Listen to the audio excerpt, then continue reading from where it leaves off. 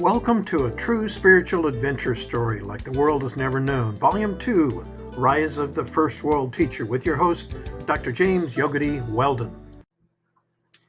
Good morning. My name is Dr. James Weldon, or Yogadhi as I'm known by my many friends around the world. And I'm continuing my discussion of my autobiography and adventure in seeking higher consciousness. This is actually a segment from my second book entitled The Rise of the First World Teacher. And we're discussing now from chapter 3 about my returning home to India for the first time, my visit there. Those of you who really enjoy hearing the stories about this wonderful teacher in India, Sri Ravi Shankar, and his effect of many tens of millions of people around the world, from now on, you're going to really enjoy this, because this is actually almost non-stop stories about the amazing things that happened during my first trip to India in the early 90s, when that retreat center was very small and the number of people who were coming were very small. In the beginning of the last chapter, I described what it was like to go into India for the first time, and how as I stepped off the airplane into India and got picked up and taken to the hotel, it was interesting that when I entered that hotel, it was called the Holiday Inn. If you know that in Bangalore, it's not there anymore. It has a different name. But I walked into that hotel with my bags and literally walked right into the arms of the Dalai Lama. And part of my story is how I'm very connected with those traditions of the world. We'll get to that a little bit later. But this is my first trip to India after teaching meditation and yoga for many years, being invited by Sri Ravi Shankar to come for the major celebration there called Navaratri. And because this is really my first trip, I'm really a little bit shy about being close around. I haven't had a lot of experience about being around enlightened beings, although I did have earlier teachers who were had very higher consciousness. Each one successively completed my spiritual education, apparently, sent me on to the next one. So a lot of mystery about how that all happened. But I've never spent really much time around a being like that.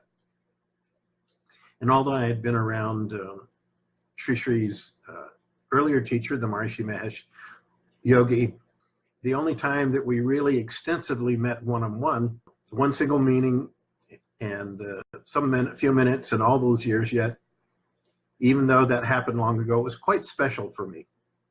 And here in Bangalore with Sri Ravi Shankar, I found all of a sudden the door was completely open. He wrote a great book called Bang on the Door. And in those really early days, there wasn't many people around. There was just a handful of us there at the Ashram Retreat Center out on Kanakapura Road. It's true that almost at any time you could actually go up and knock on his door and go in and see him.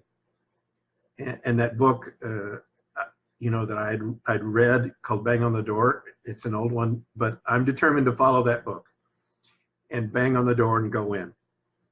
And this was my time to deepen the personal relationship with this master, no matter how shy I'm feeling at that time. And during these weeks, I'm watching some of the little bit more senior teachers. There were a few since 1976. I knew him as I guess you could say a cosmic being. You should read that story. It's quite fascinating in the earlier book. And most of them they're all Indian, the really close ones. I see how they behave, and I think, okay, if I behave that way, perhaps the door will open for me. And sometimes I wonder what it would like to be that doorman for Sri for a while, letting people in and out. And I thought it would be a very interesting job. And I was wondering, why can't that be me? And I wonder if I can perhaps be the person that also picks up his asana. And asana is what he sits on. Those of you who have seen it over the years, there's many versions of that one, but that yellow gold asana that is brought into the place and actually put on his chair just before he arrives. And after each meeting, someone would snatch that and take it back to his cabinet. you know, I get a little fascinated about him. And he comes in, he takes off his sandals. I'm thinking funny things about the sandals. You know, he leaves and his shoes are outside the lecture hall, and I wonder what would happen if I took them. I was thinking, okay, I'll grab them. And one afternoon, I irresistible urge just to grab those sandals somehow and run away. I didn't know the symbolism at that point really much. And I'm imagining myself running down the hills with many people chasing me to get those back. And I thought, okay, if I did that, maybe he would come after me too. I hear many stories about the little pranks that sometimes he'd play from time to time in those early days. You know, when you have hundreds of thousands of people coming, you can't do these kind of pranks. I remember once when a group, relatively large group, which we thought was a large group, a couple hundred people, maybe 100, 175 people. And he had all the luggage delivered on one couple of buses. And they decided to deliver the luggage to the wrong rooms. So everybody's luggage went somewhere else just to see what would happen. And I know some of this sounds a little silly, but some of these ideas were going through my mind, and the spiritual energy that I was experiencing in this place just absolutely enraptured me. And those of you that have had a chance to go here and hear what really the backstory is about that land and that place, hopefully I'll tell it later, love and can make you a little crazy in a lot of ways. You know, if you love somebody, say their name over and over to them, you'll look at their picture often, and you'll do funny things because you're irresistibly attracted to them.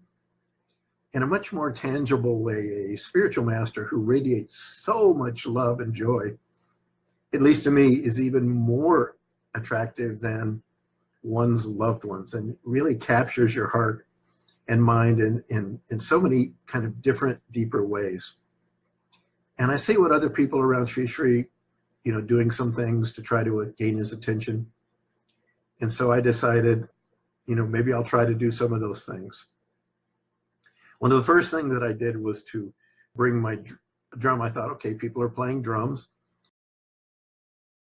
My little small drum for the United States is too small for that group. So I made a drum player named Nitin. So if you know Nitin, his name now is Rishi Pragya. I said, I don't know how to play the drums, but I could learn. And the problem is that I'm really bad at it.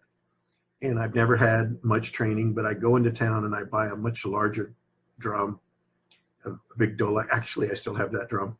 And it looked much like the drum that my friend plays. But when I play it, it doesn't really sound very good.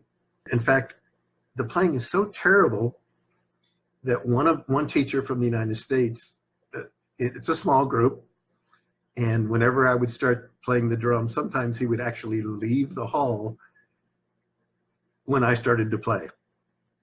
You know, he was a singer and maybe a dancer in the United States. And he has a very particular taste. And I'm so out of rhythm that it bothers him enough to actually leave the hall. I actually don't learn this until some years later. And when I play, some of the other drummers, you know, quietly, they look over at me and they say, oh, here, do this, do this. You know, and it always happened when I started to play. After a few minutes, they would take the drum and play it during the evening satsang because my drumming is so awful. And I noticed Sri Sri kind of watching this little drama, and it occurs to me that my drum also was kind of rough. I bought a cheap drum. And so I decided that if I can't improve my playing, at least I can improve the drum. And I decided I'll do a reincarnation on the drum. So the next day in my trip into town, I have new drum heads installed. I have it newly painted. I had new metal hardware on it. And, you know, I even buy a carrying case, so I'm really efficient. I look like I'm a professional. Come in with my bag and everything. And of course, if you're playing some of those instruments at that time, there's only, you know, a couple dozen people playing, you get to sit up front. And that evening, I bring my reincarnated drum to the ashram to play. And as soon as the music plays, with a little ceremony, take out my special drum and I start to play. But however, even though I made all these changes, I still can't play the drum. I can't get the beat. But I start and I just can't get it going. So a friend of me next to me with many years of practice takes over the drum. He tries to play it and he can't play it either. And after a few minutes, another person tries to play the drum, but even though he'd been played most, he can't play it either. And this happens as the drum is slowly being passed around the hall over the time. And all this time, you know, Sri Sri is watching all of this. And finally, you know, everybody gives up because for one reason, nobody can play. He looks and he smiles at us and he motions at me and he says, come up to me. And I bring the drum up. They stop the satsang. And I bring the drum up and he takes the drum and he sets it up and he bangs on one end and then he bangs on another end a couple times. And now the hall is completely quiet. And it motions for me to take it back, saying that it's now okay. And I take the drum back down and sit down, and the music begins again. Now I can play the drum perfectly in rhythm. Everything is fine. And now, of course, everyone in the room is so amazed by the change because I'm completely in rhythm. And of course, after this, I guess you could say blessing or Shakti enthused experience on the drum, they all want to play the drum as well. And we enjoy playing the drum in that session, wondering at the magic that we've seen here. And honestly, from that moment, I can play drum. I can play the drum. And I still have the drum, and it still plays great here in Boone, North Carolina, at the retreat center here. You know, I learned an important lesson that night in the presence of a true spiritual master. We all have hidden talents, and in the presence around a being like that, those capabilities actually can start to blossom. And I see that we really don't know what our true abilities are. In truth, we don't know what we are capable of. And I see in a moment in the presence of such love that any ability really could rise. And if anybody who reads this book ever comes here, as some of you may come to the United States to the retreat center here in Boone, North Carolina, keep that drum in the reminder of this lesson. Still not the best player, but that is a lesson that I learned that remains with me. And after a few days, my chin-chin shifts, now I can play the drum, to Sri Sri's Asana. So Asana is what he sits on. It also, of course, is a posture in meditation. And it's translated as Asana is a comfortable seat. And for him, it's a cloth that's placed on the chair of a spiritual teacher. Sits on that and erect and feeling comfortable during meditation. As far as asana, actually there's a great confusion about that in the West. Many people practice yoga postures, asanas, are actually not doing yoga at all, because yoga is not the postures.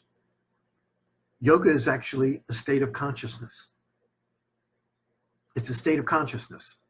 It's the internal state of union or connecting with the inner higher consciousness that occurs principally during meditation, but actually gradually can occur anytime. And the purpose of yoga asana is to eliminate the restlessness, the postures, the stretching, inertia in the body so that meditation can be as deep as possible. And the reason that a cloth asana is sometimes used is because of the spiritual master's very, very high energy. And sometimes in the place where he sits, some people may have sat there that have a certain amount of roughness, other people in the past. And you could say that the asana is kind of like an insulating barrier. This is how I see it, against kind of that roughness. And we all look forward to the arrival of this asana in the events there, because it means that Sri Sri is on his way and will arrive any minute. And of course, that continues even to this day. There in Bangalore, there may be literally hundreds of thousands of people. And when that asana shows up, everybody gets a little excited. You know what I'm talking about. So Sri has a nice gold yellow cloth asana that he usually sits on at this time. It's really pretty much the same And over the last several weeks, I've watched the teachers bring the asana to each event. And as soon as he gets up to leave, they collect the asana, grab it, someone grabs it, and runs back to his coutier or walks fast so they can put it there when he sits and arrives at his little coutier. And I'm watching this sitting in the group, and I'm going, wow, this is pretty great. I'd really like to do this, carry the asana. But of course, I'm too shy, aggressive to leap up onto the stage to take it. So I watch for a few days, and I come up with a plan. And according to my plan, the next time I'm in town, I'll buy a gold yellow asana exactly like his. So returning from town, I fold it up and I put it away in my little drum bag. As soon as I buy it, you know how these things are, immediately I become attached to the asana, to the purchase, because it's like his, and to even have something like his is, I don't know, and we all have a tendency to do this. We become attached to things we buy and cherish a little bit. I feel the same. And on one hand, I buy this as a gift for him. This is my intent. On the other hand, I want to keep it because it looks like his asana. So this is the secret desire in my heart, to both give it to him and to hold on to it. And for 2 or 3 days, I'm torn about what to do with my purchase. And then one morning, Shri comes to the hall. This is the small meditation hall. We didn't have a giant one there. We had a very small place at that point. He comes to the hall as usual, and he sits down on the chair. But there's no asana first. He just comes without an asana. There's no asana there at all. And I'm surprised, and I think, oh, this is really interesting. Maybe it's just a coincidence. Who knows? We meet a second time at the afternoon, and I wonder what will happen. So he arrives, and again, no asana precedes him. And after the meeting, everybody has left and gone to lunch. I'm still sitting there, and I shyly take out my little asana and take it up out of my drum bag that has been hidden, and I place it on his chair and thinking, okay, this is now yours. I let it go. And that evening, he comes to the hall as usual for satsang, and he sits comfortably upon the asana I placed earlier on his chair. And that night, I play my drum with extra special enthusiasm. And we sing and dance under the bright moon. And then he gives a short talk. And at the end of the talk, he rises to leave. And of course, 3 or 4 hands walk up to reach out to take the asana and take it to his coutier. And they're reaching for it. And as he walks off the stage, at the exact moment someone touches the asana, he turns and says, "No, that's Yogadhi's." And then he looks at me, motioning me with a little nod to take it. With my heart soaring, I leap up onto the stage and I pick it up. No one says anything about this amazing event because no one knows my secret desire. This is our little secret. And I hug the cherished asana in my arms, and I'm walking down the hillside out that long road. There was nothing built out in that area at all, where now so much as huge buildings are built all over the place. There was nothing there. And I walk back to my small room. Remember, I'm telling you my little small room, which is about 3 by 6. It's really a little small building. I think it's still there. It's underneath the stairs of one of those early coutiers. And I'm looking up at the vast sky above me, and I'm walking down this road so full of stars and moonlight, and I feel the whole universe has blessed me somehow. Walking down that road, and tears are running down my face, and I'm holding on to this shawl, clutching it to my chest. You know about Shakti, you know about this life force, and these magical sparks, I think, from this asana, that force, that prana, pours off the asana. It's electrifying me with divine light. The blessings come from this gift of love. Tells me that here, this enlightened mind, Shri, knows my own private thoughts somehow. And this drama continues for 2 or 3 days. Same thing happens. I come in, I put it secretly on his chair, and then he gets up and leaves. Nobody touches it. And then I pick it up, and twice a day, and I take it back down to my room. And at each meeting, I bring the asana and place it on the chair. And afterward, no one touches it. I pick it up and enjoy this energy. And finally, one afternoon, the original asana appears. And, see how he's fulfilled my secret desire. I both give him the asana, and he allows me to keep it at the same time. What I buy for him becomes his gift to me to keep. I learned from this new appreciation of the enlightened mind of Sri Sri. I discovered in a very personal way that such awareness really knows, in some mysterious ways, our deepest secrets and longings. That enlightened consciousness knows somehow, I don't know how, what drives us in many cases, even before we know. If it's true that this consciousness really contains us all, if we live in that, then it shouldn't be so unexpected. It's just that we rarely see a consciousness like this. This trip to India is full of one after another amazing events like that. And so during the day, we actually are working really hard. At that time, everything that is so beautiful and lush, none of that existed. This is a land of rocks and scorpions and snakes, and I mean, it's really a rough piece of land, a tough piece of land. And during the day, we work hard. At first, we spend a lot of time actually watering plants and sapling trees. And if you go to the Bangalore Ashram today, you'll see the most unbelievable, luscious environment you can possibly imagine. Those that have been, you know what I'm talking about. But back then, it's just rocky ground and scrub brush. Hardly a tree could survive in that space on its own. And as we plant new trees, very quietly, little bitty saplings, we bless them, we water them. To water them every day. During the day, we carry buckets of water to and fro. There's just what was one small well. And just to keep them, to feed these little saplings, I see myself as actually symbolically one of these saplings come to this special place to get some nourishment. All I need is a little inspiration so that the fire of my life can come up in me. Perhaps someday I might be strong enough, like these trees I'm thinking, to provide shade for many people. Just like these giant trees. You go and see these big trees all over the place.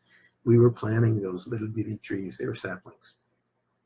Another project that is given to me is to edit and publish one of Sri Sri's first books. And it's a compilation of several talks called God Loves Fun. And there's been several reincarnations of that. And I was given the responsibility to edit this book after others had worked on it a little bit. And somehow it was never quite completed. And I realized years later that this is the first step of my involvement, actually in this publication that I'm reading from and telling you about right now, when I'm finally ready, and I didn't know it would take so many years. So this is my job. Every day I would listen to Sri Sri's recorded talks and compare them with the translations to make them more readable, I guess from a Western point of view.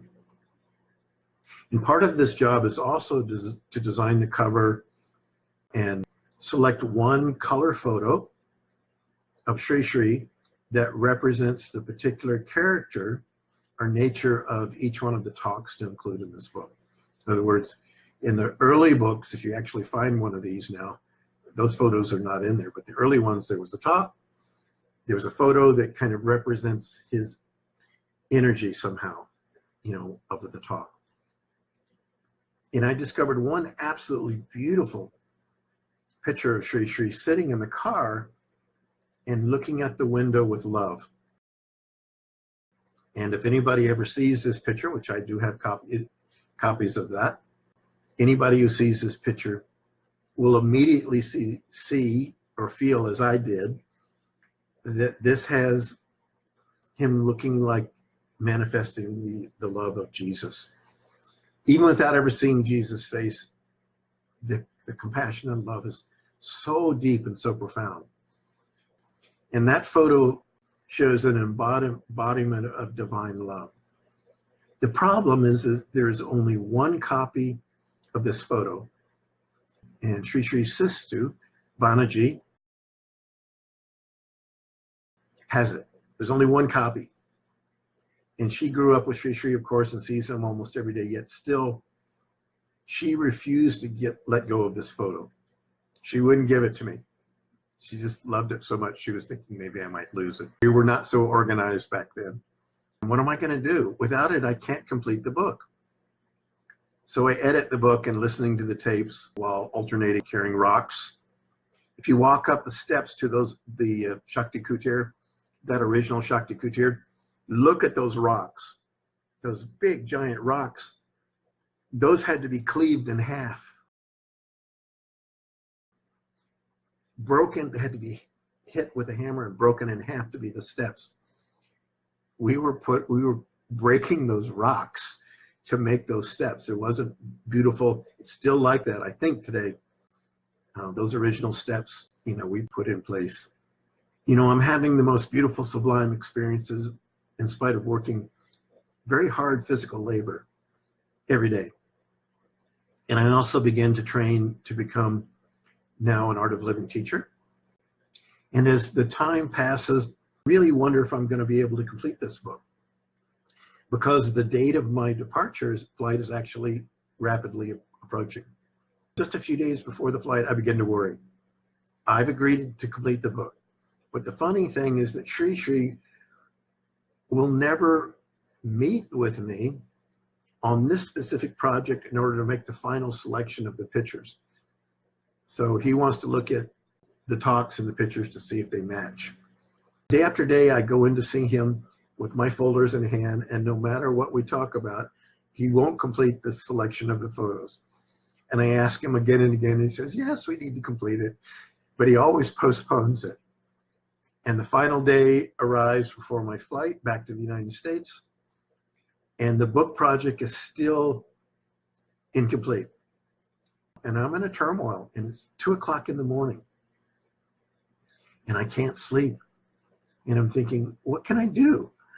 I'm in a big quandary. I've agreed to complete the project, and I need to go home. The practicalities of the world and my business and a few other things are pulling me back. Sitting in my little tiny bedroom, praying about it. I say to myself, God, I can't leave. I can't go. I'm trapped. I can't sleep or go out and meditate on the roof. I go out and meditate on the roof, actually, of the dining hall, and I'm waiting for the sun to arise. It's coming up, and there's no choice. I've given my word. I can't leave. So the next morning, I cancel my flight, and I remain in the ashram. And we actually end up staying another month and a half. He says, yes, we'll do it. Yes, we'll do it. But he won't discuss it.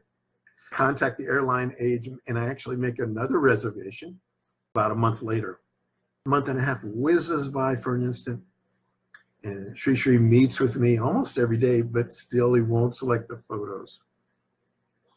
And finally, one day, Sri Sri calls for me. And he says, where's Yogadhi? Where's the book? It's supposed to be finished by now. I'm actually leaving tomorrow now. My flight is tomorrow. He says, I'm leaving tomorrow. I need 20,000 copies of the book before I leave. Art of Living was really growing quickly. And this scene would be almost comical if I did not feel so much pressure. All this time I waited patiently to complete the book, and he refuses to meet me to finalize the photos. Come almost to the point where I wonder if it will ever be finished. And then a few hours, he demands that it be finished. Some kind of game is being played here, and I can't figure out what the rules are. This kind of pressure shows me what really can be accomplished in a short period of time. I run up to Sri Sri's modest home to meet him about 15 in 15 seconds, months of restlessness mixed with bliss is there, all kind of tied up. And he selects the pictures. I rush into towns with the originals on a disc. Bahanus given over her picture so we could have one of that. And the printer is ready to work through all the night to complete the 20,000 copies. On the way there in the taxi, I feel some concerns. First of all, I'm not in any stretch of the imagination a professional editor. I relied completely upon word processing and the software to check the grammar and all of that. English is not Sri Sri's native language. Well, he speaks it really well, but the syntax of his talks is a little unusual. So Banu, Sri Sri's sister, is also at the print shop and finally provides her photo. So Banu's cherished photo finally arrives, and there's a picture in my book of that photo. Fortunately, she decides on the spur of the moment to read through my copy. And casually, as she's flipping through the pages, she notices a small but critical error. And at the beginning of the book is a short poem about homage to the master.